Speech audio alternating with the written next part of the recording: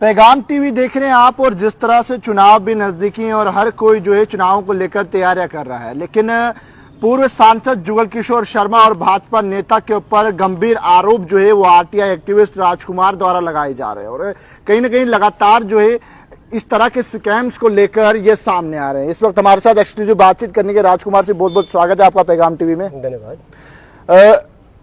आपने नॉमिनेशन भी फाइल किया था इलेक्शंस को लेकर, क्या उसका स्टेटस क्या भी निकल के सामने आ रहा है? ठीक है, नॉमिनेशन तो एक्सेप्ट हो गया है कल का मेरा, और नॉमिनेशन का भी जो सिंबल है वो कल हमको मिल जाएगा, लेकिन नॉमिनेशन एक्सेप्ट हो गया है। अब जिस तरह से आप इस स्कैम को लेकर सामने आए हैं, जहां पर आप ये पहले तो दर्शकों को ये बताइए कि आखिरकार ये स्कैम क्या था, शुरू कहां से हुआ? देखिए, स्कैम की अगर बात करें कि तो भाजपा के स्कैमों की कोई कमी नहीं है। इससे पहले मैं पीछे एक और स्कैम में चला जाऊं। पिछले 10 साल से जो मोदी सरकार है, उन्होंने एक वैष्णो देवी का बहुत बड़ा स्कैम है, जो एक आस्था से खिलवाड़ है, और लगभग 1500 करोड़ का एक स्कैम है, माता वैष्णो देवी का स्कैम है। ये जो स्कैम है जुगल किशोर जी का, ये पर्सनल स्कैम है, ये भाजपा का स्कैम नहीं, ये जुगल किशोर जी का पर्सनल स्कैम है। जो इन्होंने एक फर्म बनाई थी, 3 आदमी है ये, जिसमें दो इनके ग्रांटर हैं, वो एक पूर्व स्पीकर है और एक डिप्टी सीएम है। जो इन्होंने स्कैम, जो फर्म थी वो थी हिमगिरी के नाम से। इन्होंने चंबा में, हिमाचल में एक प्रोजेक्ट लगाना था, लेकिन उसको इन्होंने प्रोजेक्ट को लगाया नहीं, और लोन जो है वो इन्होंने ले लिया। वो जो 34 करोड़ का लोन था वो 2019 में इनका एक्सेप्ट हो गया। 2019 के जो इनका फार्म नंबर 26 है लोकसभा का, जिससे तहत ये लोकसभा सांसद बनेगी, तो उसमें ये मेंशन है कि इनके ऊपर लायबिलिटी है। 2019 में अगर मेंशन था, लेकिन जो अभी इन्होंने नॉमिनेशन भरा, क्या उसके अंदर ये मेंशन क्यों नहीं हुआ, और किस तरह से उनका फॉर्म जो है वो एक्सेप्ट किया गया? सर, यही तो हमारा मार्क ऑफ क्वेश्चन है कि जब 2019 में उन्होंने लायबिलिटी अपनी शो की है, अब उनकी लायबिलिटी थी, उन्होंने लोन लिया, loan is the provision of law, वो इसको लोन हर बंदे का राइट है, वो लेते हैं।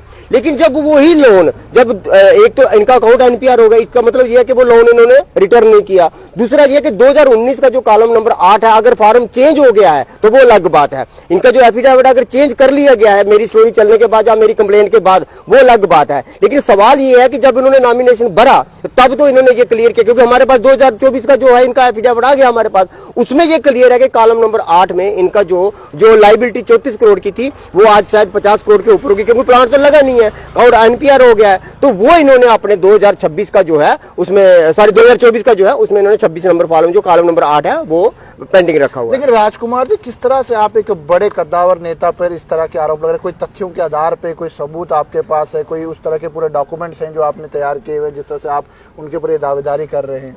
देखिए, पहली बात तो ये, हमारे डोगरी में एक कहावत है, जितना उच्चा इतना लुच्चा।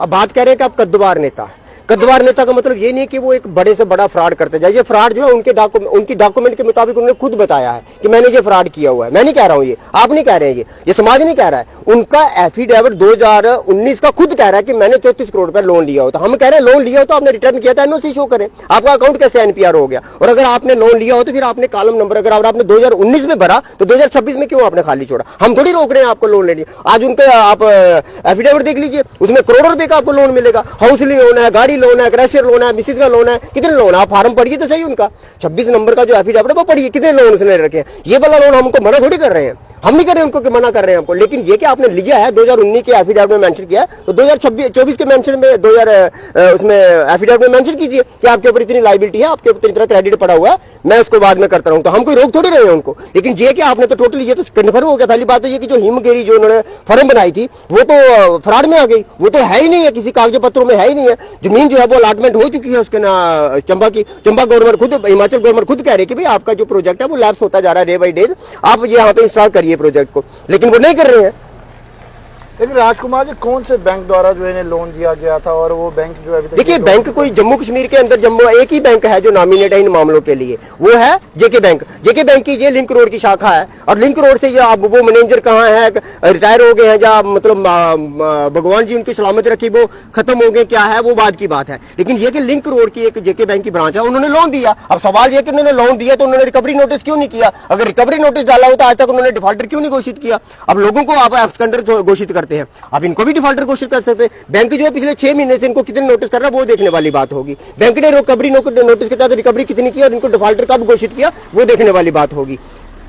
लेकिन राजकुमार जी, अगर कल कोई आप पे भी सवाल उठाए जाते हैं, कहेंगे कि आप किस तरह से ये बातें कह रहे हैं, हमने तो वो सब क्लियर कर दिया, तो क्या तो सर मैं कह रहा हूँ अगर किया तो उनका एफिडेविट तो उन्होंने दिया ना, मैंने थोड़ी दिया उनका एफिडेविट, मैंने थोड़ी साइन किया हुआ है। मैं तो उनके तथ्यों के ऊपर जा रहा हूँ ना, जो उन्होंने दिया रिटर्निंग अफसर आरओ ने वहां पे हमको दे दिया। अब आरओ ने हमको दिया तो 100% बात है कि 2019 का हमारे पास पहले पड़ा होता, अब क्रॉस मैच के लिए हमको 5 साल वेट करना पड़ा। क्या लग रहा है आपके बोलने के बाद जो क्या नॉमिनेशन उनका कैंसिल होगा? या देखिए नॉमिनेशन तो उनका कल का एक्सेप्ट हो गया है, कल उनका नॉमिनेशन एक्सेप्ट हो गया है। मैंने कल भी कहा था कि अगर फ्यूचर में हमको जाना पड़ा, कोर्ट में जाना पड़ा, तो उसमें जो है इलेक्शन पिटीशन होगी, उसमें हम आरओ के जो सेल्फ इंटरेस्ट का उसका सवाल जो मुद्दा जरूर उठाएंगे कि अगर उन्होंने मेंशन किया तो या तो आप बता दीजिए कि इस एफिडेविट के बाद आपने नोटिस किया तो उन्होंने एफिडेविट को चेंज किया, तो फिर उसके बाद हम बात करेंगे। अब ये क्लियर नहीं हो रहा कि उन्होंने एफिडेविट को चेंज किया और किस ग्राउंड के ऊपर उनका जो नॉमिनेशन है वो एक्सेप्ट किया गया। ये तो जब पिल जाएगी, जहां उनके खिलाफ ये इलेक्शन पिटीशन जाएगी, उसके बाद ये क्लियर हो जाएगा। लेकिन ये बात तो कन्फर्म है जो हमारे पास डबल क्रॉस मैचिंग में आ रहा है 2019 और 2024 का। इट मींस कि 2024 का पहले उन्होंने फाइल किया, उसके बाद अगर नोटिस आरओ कर रहा है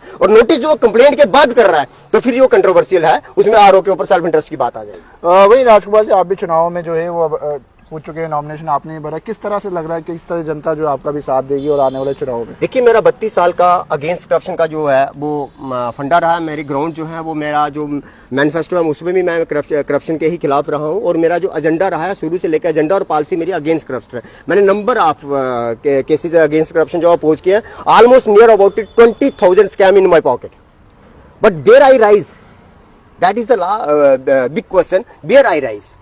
जहां भी जाता हूं वही एजेंसी बिकी हुई, जहां पे भी जाता हूं वही आगे से ना की तरह फंड खिलार के बैठो। करप्शन का इतना लेवल बढ़ चुका है कि मेरे पास आज कोई विकल्प नहीं बचा, मैं कहां पे जाके उसको अराइज करूं। लेकिन एक और देश के प्रधानमंत्री ये भी कह रहे हैं कि विकसित भारत बनाना है, देश के अंदर करप्शन खत्म करनी है, सब चीजें ठीक होंगी, देश विकास की ओर बढ़ेगा। क्या लगता है आपको ये करप्शन जो है कहीं ना कहीं देश को खोखला कर रहा है? देखिए 56 इंच सीमा बोलने से नहीं होता, 56 इंच का सीमा आप जनता को बताइए। पिछले 10 साल से कंप्लेंट है माता वैष्णो देवी की, 2014 से कंप्लेंट पीएमओ ऑफिस से फॉरवर्ड हुई है to the chief secretary of the state, और आज तक 10 साल में वो इन्वेस्टिगेशन एजेंसी को फॉरवर्ड नहीं, जबकि मैं 2 बार हाई कोर्ट में जा चुका हूं।